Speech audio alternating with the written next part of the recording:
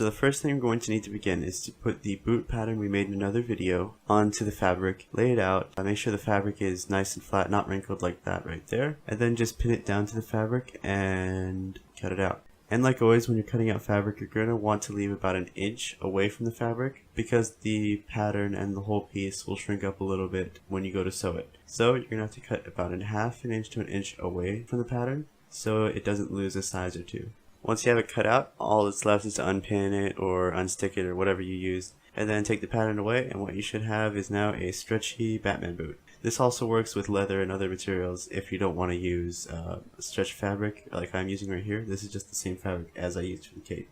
But yeah, this will go over the foot like so, and then over a pair of shoes as well to make it an actual boot and not just a sock. So like I said earlier, you can use a leather or a non-stretch material if you want to. You're going to need a zipper if you're not using a stretch material, and you're not going to want to make it such a defined curve.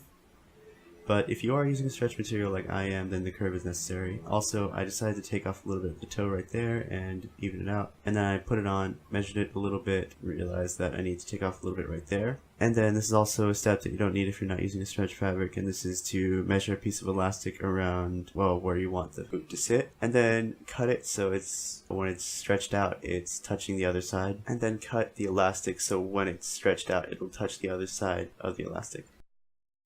After you have the elastic cut out to the appropriate length, the next step is to make a loop onto the boot and then sew it carefully to its opposite side. And you're going to want to go really carefully, make it as straight as possible, maybe leaving a little bit extra space, so even if you get swiggly lines in the sewing, your piece of elastic can still fit through. After the boot loop for the elastic is sewn, you're going to want to take a safety pin and feed the elastic through the loop carefully. But before that, you're going to want to sew down the elastic to the inseam. That's the part where we just sewed to make the boot one piece, just to make sure that it stays in place. And then once you feed it through to the other side, you're going to want to sew it down in place again, and there you have the elastic for your boot. Now that we have the main part of the boot down, the next thing we're going to do is to add a shoe to it, or a pair of shoes rather. Based on the fabric you're using, you can change up which style of shoes you're going to buy. And I do recommend just going to Walmart or a cheap discount store for shoes, because you don't want to pay $80 for something you're going to cut up. These are just some cheap basketball shoes I bought. It was Walmart for $17. And I'm going to start by cutting in with an X-Acto knife. And if you can, it would be preferred to cut with scissors because it's just a lot safer. And X-Acto knives are pretty sharp. Anyway, I just start by cutting around the edge right there, and that's just so I can fit my foot in easily when it's already in the fabric, and so I don't have to wiggle around too much. Just cut around, making sure I cut away from myself, and that might put my fingers behind the sharp edge of the blade, so that in case I get stuck and an accident does happen, there's nothing to cut.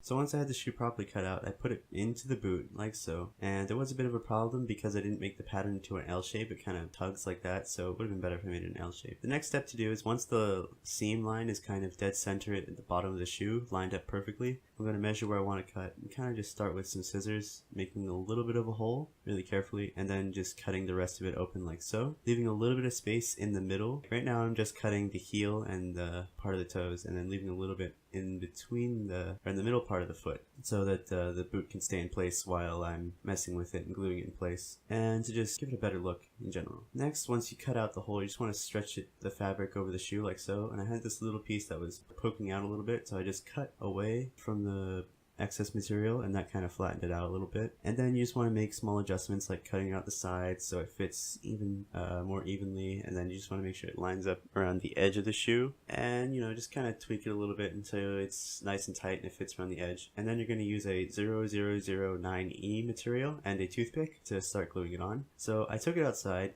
I lifted up the fabric, and I used my 009E and just started gluing around the edge of the shoe and carefully putting on the fabric so that there wasn't any wrinkles onto it. So I was just going extremely slow, and I have it sped up so you can't tell, but I was going really slow around the whole shoe, gluing it down and then rubbing it in place to make sure that it was nice and straight and there was no wrinkles in the shoe, so it had a nice look. Alright, so we're pretty much done. A couple more last minute things I did off camera. I did this actually recently, just cut off this little excess piece. Also, this right here came off because of the fabric at an awkward angle, being a straight line and not more of an L shape. Kind of forced this edge of the fabric to kind of pop up like that. And if yours does that too, an easy way to fix that is to just add an extra piece of fabric. Of quite simple. I can't believe I didn't think of that. But yeah, I just added an extra piece of circular triangular thing, I guess, shape to the back of the fabric, and that allowed the leg piece to have a little more give to it. And because I glued it down so many times on the back, it is not going anywhere. Or at least I hope it won't. Yeah, I just glued it down a whole lot of times just to make sure that it won't pop up again, and even more at the bottom. And yeah, it's pretty sturdy, it's pretty stuck in there. And I guess now we're pretty much done with the boots. We don't really have any much more to do, and